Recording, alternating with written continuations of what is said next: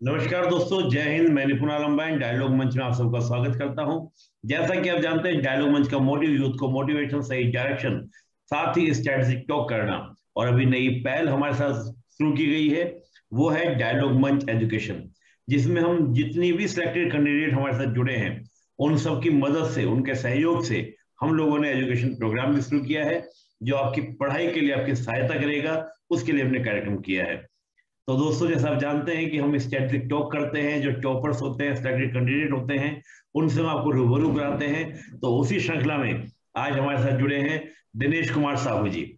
दिनेश जी ने इस बार जो सीजीपीएससी का परिणाम आया है, उसमें नायब तहसीलदार का पद अपने लिए सुरक्षित किया है। तो देर ना करते हुए हम दिनेश जी का स्वागत करते हैं। दिनेश जी, सर्वप्रथम आपको डायलॉग मंच की ओर से इस चयन की सफलता की हार्दिक शुभकामनाएं और आपका डायलॉग मंच पर थैंक यू स्वागत सर। है। Thank you sir. कैसा लग रहा है दिनेश जी आपको सिलेक्शन के बाद, चयन के बाद? क्योंकि जब हम किसी चीज की तैयारी करते हो मिल जाता है, तो क्या अच्छा। अनुभूति है आपकी? काफी अच्छा अनुभव रहा सर, और मैं काफी दिनों से तैयारी कर रहा हूँ। जी। तो यह परिणाम काफी सुखद रहा। जी। और उसके बाद से जो भी चीजें लाइफ में हो रही है, तो उसका अनुभव काफी अच्छा लग रहा है सर। बहुत बढ़िया। लाइफ में जो हो रहा है, कुछ चर्चा करना चाहेंगे आप, ताकि और बच्चों को सबको मोटिवेशन मिले कि भाई ऐसा लगे। जैसे कि जी। जैसे सर एक मतलब सम्मान, प्रतिष्ठा, इन सब चीजों में वृद्धि हुई है सर। जी। विभिन्न जगह में, कई स्कूल्स में, कई और अन्य जगह पे बहुत। मोटिवेशनल स्पीकर के तौर पे मुझे इनवाइट किया जा रहा है। और मेरा यह जो सफ़र था, मैंने कैसे अपने लक्ष्य को जी। प्राप्त किया, इसके बारे में पूछा जा रहा है। और जो जी। नए एस्पिरेंट्स हैं, उनको गाइड करने के का मौका दिया जा रहा है। और तो ये काफ़ी अच्छा एक अलग पड़ाव है, क्योंकि हम जब विद्यार्थी जीवन से इस लाइफ में भी आते हैं, तो इसका भी एक अलग अनुभव है। तो बहुत काफ़ी बढ़िया। अच्छा बहुत लग रहा है सर ये चीज़ें। बहुत बढ़िया। सिविल सेवा से ये तो बेनिफिट होता ही है, सब लोग इसलिए जुड़ना भी चाहते हैं सिविल सेवा से, कि यस सर, एक यस सर। सिक्योरिटी मिलती है, लेकिन साथ में मान प्रतिष्ठा मिलती है। और खास तौर से आप यस सब सर। बता रहे हैं कि सब जगह आपको जाने का मौका मिल रहा है और सब लोग आपको बुला रहे यस हैं। सर। तो लगे हाथ मैं भी जी आपको सर। इनवाइट कर लेता हूँ एक बार, एक प्रोग्राम के लिए, यस डेवलपमेंट एजुकेशन प्रोग्राम में। अब ये समय स्टार्टिंग जी बोला सर। भी था। इस प्रोग्राम में हम ये करते हैं कि जो भी हमारे सिलेक्टेड कैंडिडेट हमारे साथ जुड़े हुए हैं, उनसे कोई भी टॉपिक हम सभी स्टूडेंट्स के लिए उनसे डिस्कस करवा देते हैं, ताकि बच्चों को जो गांव देहात में बैठे भी हैं, उनको भी मदद मिल सके आपके द्वारा। तो एक यस प्रोग्राम सर। से आप जुड़िए, ताकि हम लोगों को भी, और जो बच्चे तैयारी कर रहे हैं उनका, आपका सानिध्य और आपका क्या ना, आपका तैयारी का कुछ उनको भी बेनिफिट मिल सके। तो ये मैं जी आपसे सर, जी चाहूंगा सर, कि आप उसके बिल्कुल। लिए समय निकालिएगा। जी सर। थैंक। तो बिल्कुल सही बात बोली दिनेश जी आपने, कि वैक्यूम में ये बात तो फैक्ट है, इसमें कोई दो राय नहीं है। कोई खास बात ऐसी जो आपने परिश्रम, यानी कि इस पूरे सिलेक्शन के पीरियड के दौरान, जो आपने महसूस करी हो कि भाई ये बड़ा हर्डल है, या ये बहुत अच्छा रहा, या जो भी आपके मन में हो, उस पूरी तैयारी के दौरान आपने जो चीज फेस की, आपका स्ट्रगल भी हो सर सकता है, कोई घटना भी हो सकती है, जो आप शेयर करना चाहें इस पूरी तैयारी के दौरान। सर मैंने जैसे कॉलेज पास आउट होने के बाद, कॉलेज प्लेसमेंट के बाद एक प्राइवेट जॉब ज्वाइन किया था। ओके। तो वो जॉब छोड़ना और सिविल सेवा की तैयारी करने का फैसला लेना, जी। वो मेरे लिए उस टाइम काफ़ी रिस्की था। जी। और वो डिसीजन अब जब सेलेक्ट होने के बाद काफ़ी परफेक्ट डिसीजन लगता है मुझे। उस टाइम तो मन में काफ़ी सारे डाउट्स थे। जी। और उसके बाद फिर घर की स्थिति को देखते हुए भी मैंने फिर 2017 में एक व्यापम का पोस्ट ज्वाइन किया, जल ओके। संसाधन विभाग में आमीन का। तो अभी मैं 4 साल से उस पद पर कार्यरत हूँ। तो उस बहुत पद को बढ़िया। ज्वाइन करने के टाइम भी मुझे काफ़ी मन में दुविधा थी कि मैं जॉब ज्वाइन कर रहा हूँ, तो फिर मैं आगे अपना जो लक्ष्य है सिविल सेवा का, उसको प्राप्त कर पाऊँ कि नहीं। तो ये दो चीज़ें थी जो काफ़ी लाइफ में ऐसा लगा कि शायद मैं कहीं रुक ना जाऊं ऐसा करके। तो बहुत बढ़िया। अब चीज़ें अच्छी लगती है कि जो भी है सब सही हो रहा है। कहते हैं, जो होता है वो अच्छे के लिए हुआ था, एक ये कहा यस जाता है ना, सर, कि यस लाइन है सर। वो, बचपन सुनता है। तो वही आपके साथ हुआ। लेकिन जब प्राइवेट यस जॉब सर। आपने कर रहे थे, जाहिर सी बात है कि आपने पढ़ाई को साइड में रख के प्राइवेट जॉब किया, तो जरूर घर जी की सर। स्थिति, इस प्रकार की आर्थिक स्थिति कमजोर रही होगी, तब आपने ये चीज चुना होगा। यस आपने इस चीज को चुना होगा। तो जब आपने चुनने के बाद इसको छोड़ा होगा, उस समय मन में क्या चल रहा था? क्योंकि ये जो आप बता रहे हो ना, कि मेरे लिए छोड़ना बड़ा टफ था, और भाई Yes, sir. कंडीशन ऐसा तो है नहीं प्राइवेट जॉब करते करते कि बहुत बेटर हो गई होगी कि हम इस स्थिति में आ गए हम जो छोड़कर पढ़ाई कर सकते हैं। और ये आपके साथ ही देश ही नहीं है, ये मैं गारंटी से कह सकता हूँ हजारों स्टूडेंट्स का भी प्रॉब्लम होती है कि भाई कई बार होता है कि हमारी स्थिति इस टाइप की नहीं होती, हमको जॉब करना होता है। तो ये जॉब छोड़ने की जो कशमकश होती है, इस कशमकश से आप कैसे निकले, उस समय क्या माइंड में चला, ये थोड़ा बताइए, क्योंकि जो जॉब करने वाले स्टूडेंट्स होते हैं उनके साथ ये बात रहती है। और दूसरी बात आपने एक बड़ी अच्छी बात बोली कि व्यापम की जॉब करते करते मैंने तहसीलदार का पद निकाला, तो यानी कि जॉब Yes, करते sir. करते भी निकल सकता है। तो आप दोनों जी बातों को बिल्कुल बताइएगा, सर। उधर क्यों और ये क्यों, आप थोड़ा सा इसको डिस्कस कीजिएगा। सर जहाँ तक प्राइवेट जॉब की बात है, तो जैसे कि मैंने अपना ग्रेजुएशन बिलासपुर से किया है। तो ग्रेजुएशन के टाइम ही एक मन में था, जो वहाँ का माहौल देख के, सिविल सेवा का जो माहौल है वहाँ का। लेकिन फिर भी मैंने जॉब ज्वाइन कर लिया। तो वो जो एक सिविल सेवा के प्रति लगाव था, वो कहीं ना कहीं मन में था। तो वो जॉब जब चल रहा था, तो उस टाइम भी मैं खाली टाइम पे सोचता था कि मैं क्यों आ गया, मैं क्यों ज्वाइन किया, मुझे वहीं रहना था। तो वो कहीं ना कहीं वो मन में चलते रहता था। और प्राइवेट जॉब में भी कुछ चीजें अच्छी होती थी, लेकिन वो जो मन में एक दुविधा थी, उसके कारण एक कभी कभी मतलब एक कंफर्टेबल फील नहीं होता था वहाँ। ओके। और थोड़ा सा टेलीकॉम सेक्टर था मेरा। तो उस टाइम टेलीकॉम सेक्टर में काफी ज्यादा अप एंड डाउन आ रहे थे। जी। तो एक जो काम करने पे भी मतलब किसी व्यक्ति को काम अपने वर्क प्लेस में भी एक अच्छा फील होना चाहिए, तो वो भी कभी कभी मेरे फेयर में नहीं था। जैसे मैं दिल्ली में था, तो एक छोटे शहर से दिल्ली में भी जाना, वहाँ पे एक बहुत बड़ा इशू हो रहा था। ओके। अब लेकिन फिर मैंने अपने घर पे ये बात रखा सबसे पहले, अपने पापा को बताया। ऑलमोस्ट मुझे 1.5 साल हो गए थे जॉब करते। तो मैं अपने घर पे बताया कि मैं थोड़ा सा ऐसा ऐसा सोच रहा हूँ कि मैं फिर से आता हूँ और तैयारी करता हूँ ऐसा करके। तो अभी थोड़ा सा मेरे को बोले कि देखो, हमारे साइड से वैसे कोई प्रॉब्लम नहीं है, लेकिन आप देखिए, क्योंकि ऐसा होता है ना सर कि आप 1.5 साल से जॉब कर रहे हो, तो आप फाइनेंशियली इंडिपेंडेंट हो चुके होते हो। बिल्कुल। और फिर आपने फैमिली वालों के ऊपर आपको फिर से मतलब एक तरह से डिपेंड होना पड़ता है कि आप जब तैयारी करने के टाइम पे जो आपकी जो भी खर्चे होते हैं उसके लिए। करेक्ट। तो मेन मेरा ये था कि घर वालों ने एक सपोर्ट दिया, तो मुझे ये फैसला लेने में काफी आसान हुआ। जी जी। बहुत बढ़िया, और फैमिली जहाँ का। तक व्यापम वाली जॉब की बात है सर, तो जी यस सर, व्यापम वाली जॉब की बात है, तो एक जो जॉब मैं छोड़ के आया था, तो मन में ये था कि जब इतना बड़ा मैं डिसीजन ले रहा हूँ, तो मुझे जल्दी जल्द कोई पहले तो एक जॉब लेनी है, ताकि वो एक लाइफ में बैकअप रहे। सिविल सेवा अपना एक लक्ष्य था ही, लेकिन साथ में मुझे एक फाइनेंशियली बैकअप की जरूरत थी। जी। तो मैंने वहाँ पोस्ट लिया, और एक्चुअल में उस टाइम मेरे 2-3 पोस्ट में सेलेक्ट मैं हुआ था।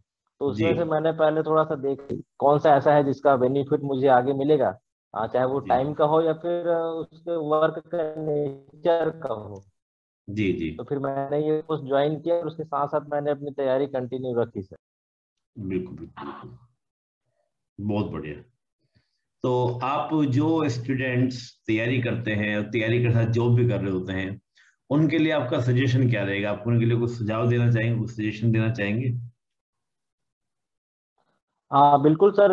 सबसे पहले तो सर हमको अपना माइंडसेट चेंज करना पड़ेगा, क्योंकि कभी कभी हमको ऐसा खुद को फील होने लगता है कि नहीं यार, अब मैं जॉब कर रहा हूँ तो मुझे कहाँ मिलेगा पढ़ने का टाइम। मैं जॉब से आ रहा हूँ तो बहुत थक गया हूँ। तो कहीं कहीं वो जो मनोवैज्ञानिक सोच है, हमको पहले तो वो खत्म करना होगा। तो उसके बिल्कुल। बाद एटलीस्ट मेरा ये टारगेट रहता था कि हमको जब हम जॉब करके पढ़ाई कर रहे हैं, जॉब करते करते, तो हमको एटलीस्ट 5 घंटे से 6 घंटे हमको निकालना है पढ़ाई के लिए। वो मेरा एक जी टारगेट रहता था, जिसमें आप सुबह 3 घंटे निकालिए, शाम को 2 से 3 घंटे निकालिए। जी तो ऐसे एक जॉब और पढ़ाई मैनेज हो जाता था। और उसमें से मैं मेरा ये भी था कि मैं सातों दिन पढ़ाई ना करूं। अगर जी छुट्टी का दिन है, तो उस दिन अपने जो और भी हॉबीज हैं, या कभी घूमना है, आपकी किसी को गाना गाना पसंद है, डांस करना पसंद है, फैमिली के साथ टाइम स्पेंड करना पसंद है, तो वो एक दिन मैं उसके लिए रिजर्व रखता था। बहुत तो बढ़िया। इससे क्या है, जो जॉब का भी अगर कुछ प्रेशर है, तो पूरी। उससे भी थोड़ा सा रिलैक्स होने का टाइम मिलना चाहिए। बहुत बढ़िया, यानी कि फैमिली का टाइम देने से थोड़ा सा रिफ्रेशमेंट हो जाता है, दोबारा से यस एनर्जी आ सर, यस जाती सर। है। तो बंदा क्या करता है, यस बहुत सर। एनर्जी के साथ क्या करता है, अपने कार्य में लग जाता है और फिर वो एनर्जी से मिल जाता है। जी सर, जी सर। आप कितना समय का स्टडी हो जाता है, जैसे मान लीजिए जॉब कर रहे थे तो सुबह का टाइमिंग क्या आपने अपना रूटीन बनाया था जिससे आप इसको स्टडी को कंटिन्यू कर पाते थे? किस तरह से आप स्टडी का अपना रूटीन बनाया था, थोड़ा सा उस बारे हाँ सर, जैसे कि जब मैं छुट्टी में ना रहूँ, मतलब एटलीस्ट जॉब करते करते हुए, में। जी जी। मैं एक 5 से 6 घंटे का मेरा एक टारगेट था, जी। जिसमें मैं सुबह सुबह 6 से 9 पढ़ता था, 3 घंटे। ओके। उसके बाद 9 के बाद से ऑफिस की तैयारी, ऑफिस ऐसे करके फिर ऑफिस से आते फ्रेश होते 6 बज जाता था। फिर उसके जी बाद जी। ऐसा रहता था कि ऑलमोस्ट 6 से 8 2 घंटे और पढ़ लूँ। और उसके जी। बाद फिर जो भी आपके थोड़े बहुत घर के काम है वो, और सोने से पहले 1 घंटे, एटलीस्ट जो दिन भर में मैंने 5 घंटा पढ़ा है उसको मैं रिवाइज करता था। बहुत बढ़िया। तो और एक 11 से 5 मेरा सोने का टाइम था। जी जी। 11 से 5 आपको सोने का फिक्स टाइम था। Yes sir. और जैसे कोई फेस्टिवल वगैरह आ जाते हैं, इस टाइप की चीजें बहुत होती हैं, मतलब कोई शादी वगैरह आ जाती है, इस तरह की चीजें बहुत होती हैं जो काफी ज्यादा डिस्ट्रैक्ट करती हैं। कुछ नया इंसिडेंट हो गया लाइफ के अंदर, कुछ बात हो गई, उन चीजों को मैनेज करना पड़ता होगा, वो हाँ, कैसे मैनेज होता है? वो चीजें तो होती थी सर, कभी होती थी, लेकिन क्या है सर, जैसे जैसे कि अगर आपका एग्जाम काफी पास है, तो फिर तो आपको स्ट्रिक्टली इन चीजों को फॉलो करना पड़ता है। बिल्कुल। और जब अचानक कुछ हो गया, घर पे फंक्शन है, ये है, तो उस चीजों के लिए तो मेरे घर में थोड़ा सा मुझे छूट मिला था जी। कि मैं किसी फंक्शन में ना भी जाऊं तो चलेगा। ओके। इवन क्योंकि फैमिली में पता था कि इनकी पढ़ाई चल रही है, और मैं मैरिड भी हूँ। ओके। तो तो जो मेरी वाइफ है, वो भी इन चीज़ों को काफ़ी अच्छे से मैनेज मैनेज की, कि कुछ फंक्शन को खुद अटेंड करती थी, और कहीं से कुछ प्रेशर आता नहीं था। और घर के भी कई ऐसे काम थे जिनको मेरे बड़े भैया या फिर वाइफ मैनेज कर लेती थी, और मुझे फुल टाइम मिलता था पढ़ने के लिए। तो वो चीज़ें मैं थोड़ा सा कठिनाई फेस नहीं किया हूँ इस चीज़ को मैं। बहुत बढ़िया। तो आपको तो अपनी जो आपकी अर्धांगिनी है, जो नारी शक्ति का आपको पूरा सहयोग मिला, परिवार का आपको सहयोग जी मिला, बिल्कुल सर। उन सब के सहयोग से यस आपने सर। क्या किया, इस कमाल को कर दिखाया। यस आगे सर। अभी यात्रा है, जारी रखनी है, या अभी इस यात्रा को सेटिस्फाइड हो गई, अभी आगे डीसी का मन है? नहीं सर, जो मेन लक्ष्य है डीसी बनने का, वो तो लेना ही है सर। तो यह यात्रा बिल्कुल। भी जारी रहेगी। बहुत बढ़िया। तो मेरी ओर से, डायलॉग मंच की ओर से आपको बहुत शुभकामनाएं कि अगली बार जब मैं आपका इंटरव्यू लूं तो एक डीसी का मैं लूं। तो मेरी तरफ से आपको बहुत बहुत शुभकामनाएं। जी थैंक यू सर।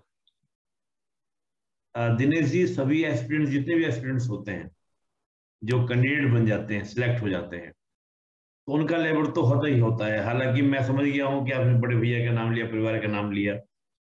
आप इस सफलता के पूरे संघर्ष में कुछ और नाम भी ऐड करना चाहेंगे, ऐड ऑन करना चाहेंगे कि हाँ भाई उन सब का श्रेय रहा? तो डायलॉग मंच में आप किसी का नाम लेना चाहें तो आप प्लीज। हाँ सर, सबसे मुख्य जो सहयोग था उसमें तो मेरे पापा का था। जी क्योंकि जैसे मैंने प्राइवेट जॉब छोड़ा, तो उसमें भी सबसे पहले मैंने अपने पापा को बताया, उन्होंने सपोर्ट किया। जी। और फिर जब मैंने अभी जो करेंट जॉब ज्वाइन किया, तो उसमें भी मैंने उनसे ही पूछा। जी। और इवन सर, मैं बताना चाहूंगा कि यह मेरा 5वां अटेम्प्ट था, और 5वें ओके। इंटरव्यू भी था। ओके। तो इससे पहले जब भी मैं फेल होता था, तो मुझे मोटिवेट करने का काम मेरे पापा करते थे। ओके।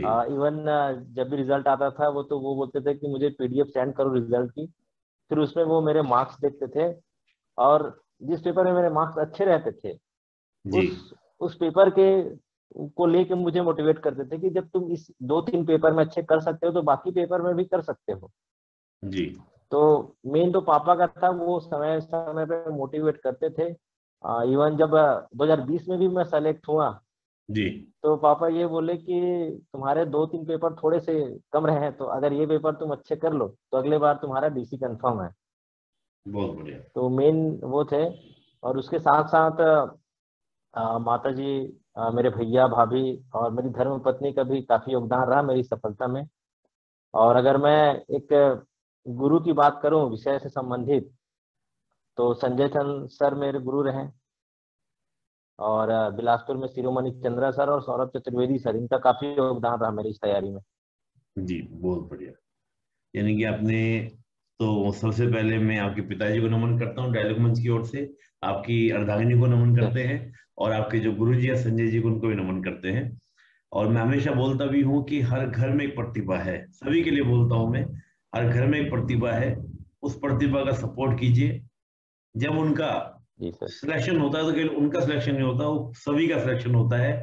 और जैसे जी सर। अभी दिनेश जी सभी का नाम ले रहे हैं, तो आपका भी नाम रोशन होता है। तो मैं हमेशा अपील करता हूँ कि प्रतिभा को दबाए नहीं, बल्कि उसको सपोर्ट करें। जी सर। दिनेश जी, 5वां अटेम्प्ट था ये आपका, 5th अटेम्प्ट। Yes sir. बड़ा क्या था ना कि एकदम कॉन्फिडेंस बनाए रखना, मोटिवेशन बनाए रखना, और बता दो दिए पिताजी ने पूरा आपको मोटिवेट रखा। लेकिन कई यस सर। एस्पिरेंट्स ऐसे होते हैं कि वो इस यात्रा को बीच में छोड़ देते हैं कि भाई नहीं, हमसे नहीं हो पाएगा। और सबसे बड़ी बात है कि आपने उस जी पेशेंस सर, को बनाए होता है सर। रखा, उस परिश्रम को, उस डेडिकेशन को बनाए रखा। तो क्या मंत्र था यस सर। पिताजी का, तो आपको सपोर्ट रहा ही, और भी कुछ मन में थी बातें जो हाँ इस सर, यात्रा को जैसे कि बनाए रखा? जब हमने तैयारी स्टार्ट की तो तभी से एक टारगेट था कि उच्च पद को लेना है करके। और जी तो वो एक टारगेट मन में रहता था कि जैसे भी हो देर सबेर हमें वो पद लेना है। तो जी सबसे पहले तो वही एक मन में चलता था। और जी उसके साथ साथ जैसे मैं जिस पोस्ट में था तो उसमें अपने उच्च अधिकारियों को भी जब उनके देखता था, क्योंकि मैं भी जिस पोस्ट में हूँ उनको उसमें मेरे थोड़ी निर्णय लेने की क्षमता नहीं है मुझ में, मतलब एक जी पावर्स नहीं है कि मैं कुछ अच्छे डिसीजन लेके कार्यों को अच्छे से कर सकूं। तो जी वो भी मैं चाहता था कि मुझे ऐसा कोई पद मिले जिसमें मैं कुछ योजनाओं को अच्छे से उसका क्रियान्वयन कर सकूं और कुछ अपने से डिसीजन ले सकूं। बिल्कुल तो बिल्कुल बिल्कुल। वो एक मतलब मेरा एक मुझे प्रेरित करने वाला एक कारण था। और उसके साथ साथ जितने बार मैं मेंस का एग्जाम दिया तो मेरे परफॉर्मेंस में एक मुझे सुधार दिखता था। ओके। तो उन चीज़ों को मैं एक पॉजिटिव वे पे लेके आगे बढ़ता था कि जैसे जैसे मैं बढ़ते जा रहा हूँ, एग्जाम देते जा रहा हूँ, तो मेरे प्रदर्शन में सुधार हो रहा है, तो निश्चित ही मैं एक दिन पद प्राप्त करूंगा। तो वह एक मेरा मूल मंत्र था कि उस नकारात्मक जो चीजें होती थी उसमें भी एक सकारात्मक बातें मैं ढूंढ लेता था। बहुत बढ़िया, यानी कि नेगेटिविटी में पॉजिटिविटी ढूंढ लेना, यही सबसे बड़ी क्या यस है, सर। कला है। कोई व्यक्ति ऐसा नहीं होता जो नेगेटिव नहीं होता, उस नेगेटिव को कोई पॉजिटिव बदल दे, वही विनर हो जाता है, वही खिलाड़ी हो जाता है। बहुत बढ़िया। Yes sir. Yes sir. आप सभी एस्पिरेंट्स के लिए जो अभी तैयारी करना स्टार्ट करना चाह रहे हैं, उनके लिए आप क्या सुझाव देना चाहेंगे, क्या सजेशन देना चाहेंगे? सर, मेरा सुझाव तो यही है कि आप जो भी एग्जाम की तैयारी कर रहे हो, चाहे वो पीएससी, व्यापम, बैंक, रेलवे, जो भी एग्जाम हो, आप ईमानदारी से तैयारी करिए तो सफलता निश्चित ही मिलती है सर। हो सकता है इसमें कुछ लोगों को जल्दी मिल जाती है, कुछ को देर मिलती है। लेकिन अगर आप ईमानदारी से सारा चीज सिलेबस कम पूरा कर रहे हैं और एग्जाम की जो डिमांड है उसको हम फिल कर रहे हैं, तो निश्चित ही सफलता मिलती है। जी और एक चीज और है सर कि मैंने देखा है कि जो एस्पिरेंट्स हैं, हम भी जब स्टार्टिंग में तैयारी कर रहे थे तो हमारे साथ भी होता था। हम थोड़ा सा जैसे कई एग्जाम में हम कंफ्यूज होते थे कि हमें ये एग्जाम की तैयारी करनी है, ये करनी है, हमारे अंदर एक भटकाव होता था। और एक मतलब जॉब लेने की बहुत जल्दी होती थी कि हमें कोई अच्छा सा जॉब तो मिल जाए पहले। लेकिन कभी कभी ऐसा होता है कि मैंने कुछ लोगों को देखा है कि उसमें उनमें एक प्रतिभा होने के बाद भी वो कुछ जॉब लेने के कारण उस जॉब की प्रकृति के कारण आगे नहीं बढ़ पाते। जी। तो मैं चाहता हूँ कि अगर आपने कुछ बड़ा सोचा है तो उसके लिए कुछ छोटे मोटे सेक्रीफाइस करने होते हैं। तो अगर वो कर सकते हैं तो वो करिए और पूरी लगन से आगे तैयारी करिए। बहुत बढ़िया, जैसे आपने भी किया कि आपने अपनी जॉब को छोड़ा, पहले प्राइवेट को, फिर यस सर। व्यापम के साथ आपने तैयारी किया। तो इस प्रकार के चैलेंज लेने चाहिए लाइफ में, तभी कहते हैं yes no sir. Risk no gain. तो जब तक रिस्क नहीं लेंगे यस तो सर। आप गेन नहीं कर पाएंगे। जी पर ज्यादा बिल्कुल भी सर। नहीं। जो एस्पिरेंट्स तैयारी कर रहे हैं लेकिन जॉब भी कर रहे हैं, तो कई बार वो कहते हैं कि आपने हालांकि कहा कि मनोवैज्ञानिक होता है सब, कि हम थक गए, जॉब करके आए हैं, थक गए, मनोवैज्ञानिक होता है। लेकिन मनोवैज्ञानिक के अलावा शारीरिक भी होता होगा। भाई 7-8 घंटे आप, 8-9 घंटे आप तैयारी कर लेते हैं, काम करके आते हैं, तो थकान तो होती होगी। ऐसा तो नहीं, चलो ठीक है हमने माइंड सेट कर लिया कि नहीं थकान नहीं है, लेकिन फिर भी शरीर तो शरीर ही है। तो हाँ उस सर, वो तो होती है। एनर्जी को कैसे मेंटेन करते थे? योगा, डाइट में कुछ खास बातें होती थी ताकि एनर्जी बनी रहे पढ़ने के लिए, 5-6 घंटा पढ़ने के लिए? हाँ सर, जैसे मेरा एक हॉबी है सर, साइकिलिंग। जी तो मैं सुबह उठ के एटलीस्ट आधे घंटे साइकिलिंग करता हूँ सर। तो जी उससे ये है कि फिजिकली और मेंटली उसमें काफ़ी मदद मिलता है फिट रहने में। और सुबह का जो माहौल है, वो जब हम साइकिलिंग करने के दौरान फील करते हैं, उसके जी बाद वहाँ से हम आके पढ़ें, तो जी जो इसलिए सुबह मैंने इसलिए 3 घंटे निकाला पढ़ने के लिए, ताकि उस टाइम आप तरोताजा होके जब साइकिलिंग करके घर आते हैं तो काफ़ी फ्रेश रहता है। तो 3 घंटे हम उस टाइम पढ़ सकते हैं। और उसके बाद जब हम जॉब से आते हैं तो ऑब्वियसली शरीर में थकावट रहती है। तो थोड़ा सा उसमें डाइट में हम ध्यान दे सकते हैं। जैसे कि मेरा ये रहता था कि मैं नारियल पानी पीता हूँ बहुत। ओके और खासकर जब एग्जाम के 1 महीने पहले तो वो मेरा एकदम डेली रूटीन हो जाता है। तो वो मैं एक फॉलो किया हूँ। और ज्यादा नहीं सर, अगर आप जॉब के बाद आके आप आधा 1 घंटे रेस्ट करके भी पढ़ाई स्टार्ट करते हैं, या जो पावर नैप बोलते हैं, तो उस उन चीजों में भी एनर्जी को रिस्टोर किया जा सकता है। बहुत बढ़िया बहुत बढ़िया। यानी कि थोड़ा बहुत आपको एक्सरसाइज योगा वगैरह करनी चाहिए, उससे आपका फिजिक यस सर। मेंटेन रहता है, आप एनर्जी में रहते हैं। थोड़ा खाने पीने की आदतें ठीक करें तो चीजें मेंटेन यस रहती सर। हैं। और थोड़ा मनोवैज्ञानिक दबाव मन से निकाल दीजिए, हाँ हाँ, प्रेशर निकाल दीजिए। वो सबसे ज्यादा इम्पोर्टेंट लगता है सर मुझे। बहुत बढ़िया। दिनेश जी, बात की आपने जैसे तीनों 5 बार आपने अटेम्प्ट दिया, तो अगर आपसे पूछा जाए कि तीनों स्टेज में आपको सबसे टफ क्या लगा, प्री मेन से इंटरव्यू? हाँ सर, मुझे अभी भी सबसे ज्यादा घबराहट प्री के लिए होती है सर। ओके, तो क्योंकि सर प्री को। जी क्योंकि ऐसा होता है सर कि जैसे मेंस है तो थोड़ा सा कॉन्सेप्चुअल रहता है आंसर राइटिंग उसमें। तो कुछ चीजों को अगर हम समझ चुके हैं, हमारा कॉन्सेप्ट क्लियर है, तो हम वहाँ पे लिख सकते हैं। जी हो सकता है हम उस क्वालिटी का नहीं दे पा रहे हैं, लेकिन एटलीस्ट हम वो पेपर ब्लैंक तो नहीं छोड़ेंगे। जी लेकिन प्री में ऐसा होता है कि सर कि बहुत ज्यादा अप एंड डाउन आते हैं, और आपको काफी ज्यादा एग्जैक्ट नॉलेज रखना पड़ता है। जी फैक्चुअल नॉलेज बहुत ज्यादा आपका स्ट्रांग होना चाहिए। उसमें आप थोड़ा सा भी ऊपर नीचे हुए तो आपके उसमें मार्क्स कटने के बहुत ज्यादा चांसेस रहते हैं। और ऊपर से क्या है कि सर जब से हम तैयारी कर रहे हैं तो नंबर ऑफ पोस्ट कम हो रहे हैं। तो बिल्कुल। उससे क्या होता है सर कि प्री में कैंडिडेट जो क्वालिफाई करते हैं उनकी संख्या भी कम होते जा रही है। जी तो उसमें सर एक कंपटीशन काफी बढ़ जाता है सर। और ऊपर से जैसे मेरा सिर्फ मैं पूरे साल भर में एक पीएससी का ही एग्जाम देता था। तो ओके और कई ऐसे जो स्टूडेंट हैं जो अन्य एग्जाम भी देते थे, तो उनका जो ऑब्जेक्टिव पैटर्न जो एग्जाम था वो काफी टफ हो जाता था, मतलब सॉरी काफी स्ट्रांग हो जाता था। तो उनसे फाइट करना पड़ता था मुझे साल में एक बार। जी तो इस कारण से मुझे थोड़ा सा प्री में डर लगता है तीनों चरणों में। और अगर तैयारी की बात करूं तो इंटरव्यू की तैयारी काफी मुझे अहम लगती है। अच्छा। क्योंकि सर प्री और मेंस का तो एटलीस्ट हमारे पास सिलेबस होता है सर कि हमें इनसे ही पढ़ना है करके, लेकिन इंटरव्यू का कोई सिलेबस नहीं होता। बिल्कुल बिल्कुल।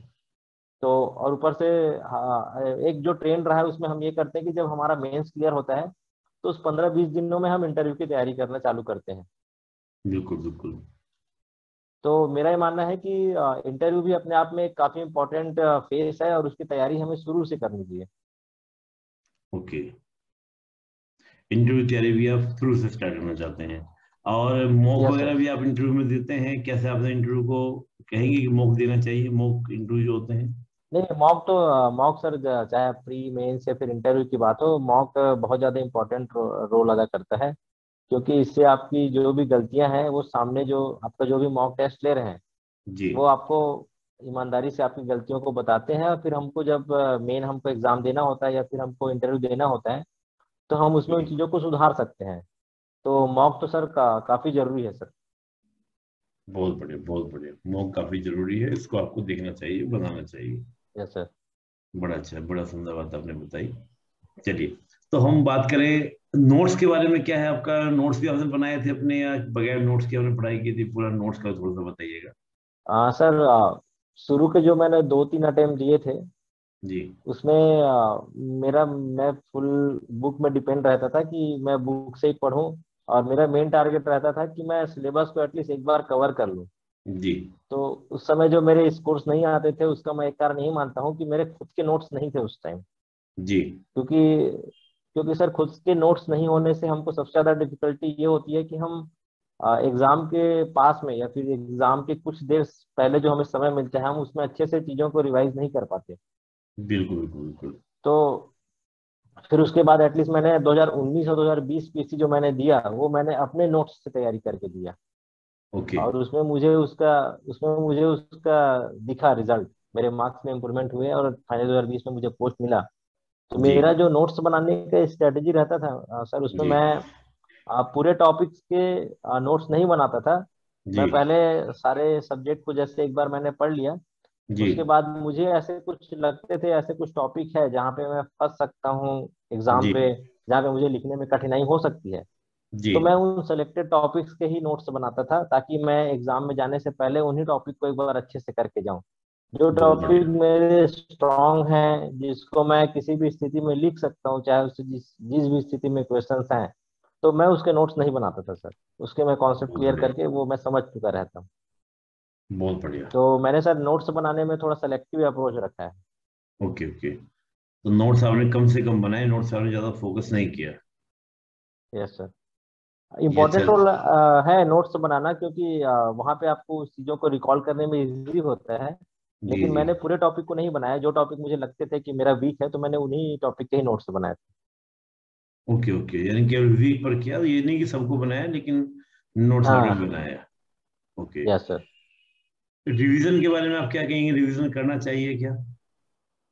सर रिवीजन तो ये जो हमारा जो पैटर्न है सिविल सर्विसेज जो भी गवर्नमेंट एग्जाम के, उसमें जी रिवीजन काफी अहम रोल है सर, क्योंकि कई ऐसे आंकड़े होते हैं, कई ऐसे फैक्ट होते हैं जी जो हम कई बार पढ़ते हैं तब वो हमें माइंड में हमारे सेट होते हैं। जी और जी जब जी। भी हम उस चीज को हम जितने बार पढ़ते हैं, हमें कुछ ना कुछ हमें नया जरूर मिलता है। हमें ऐसा बिल्कुल लगता है बिल्कुल। कि हमने जब पिछली बार पढ़ा तो ये तो मैंने देखा ही नहीं, या मैं जी ये चीज तो मैंने नोटिस किया ही नहीं। जी तो रिवाइज काफी होना चाहिए सर, मतलब एटलीस्ट आपके पास जितना समय है आप जी। उसमें रिवाइज करिए। कभी कभी कुछ लोगों के साथ ऐसा होता है, मेरे साथ भी पहले होता था कि जितना सिलेबस है वो अगर मैंने एक दो बार पढ़ लिया तो मुझे लगता था कि मेरी तैयारी तो हो गई और हम थोड़ा रिलैक्स हो जाते थे। हम्म। लेकिन जब हम उसके क्वेश्चंस बनाने बैठते थे तो हमें बहुत सारे कंफ्यूजन्स होते थे। फिर तो सब वो चीजों। तो फिर वो जब हम उस चीज़ों को बार बार रिवाइज करते हैं, हम उस चीज़ से काफी सहज हो जाते हैं, तो वो काफी आसान होता है सर। जी। बहुत बढ़िया, रिवीजन बार बार करना चाहिए, टेस्ट आपको यस खुद सर। देने चाहिए, ये सब चीजें आपको मेंटेन यस करनी सर। ही करनी यस चाहिए। सर। बहुत बढ़िया। और ये एक चीज ध्यान रखना चाहिए सर कि हमें एक कोई अच्छी बुक या अच्छी नोट्स अपने पास रखनी चाहिए जिसको ही हम बार बार रिवाइज करें, हमारे पास ज्यादा बिखराव ना हो सोर्स का। बहुत बढ़िया, ये बहुत अच्छा होता है आपने, क्योंकि कम कंटेंट रखिए जिसको आप बार बार पढ़ सके ना, कि यस ये सर। नहीं कि पूरा भीड़ यस इकट्ठा सर। कर लिया, उसको आप कब कर ही नहीं पा रहे, तो वो चीज सही नहीं होती, वो चीज ठीक नहीं यस सर। रहती है। भले ये आप आपको बात। कहीं कहीं से कुछ फैक्ट मिल रहे हैं, तो जी आप अपने उस बुक में या अपनी जो भी कॉपी है आप उसमें नोट कर लीजिए। लेकिन बहुत सारे सोर्स से कंफ्यूजन भी होता है और टाइम बहुत लगता है सर। बिल्कुल बिल्कुल बिल्कुल। बहुत बढ़िया।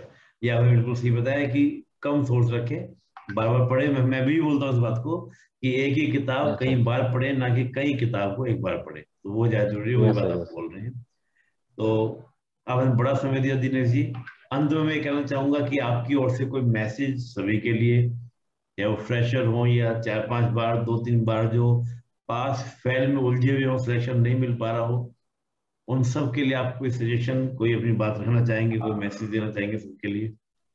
सर मेरा मैसेज ये है कि अगर आप सोच रहे हैं सिविल सेवा की तैयारी करने, तो ये आपकी एक अंदर की आवाज होनी चाहिए। आप किसी को देख के कि नहीं वो भी कर रहा है तो मैं भी करूंगा, तो जी इसमें जी आप वो अपने आप के द्वारा आप 100% नहीं दे सकते।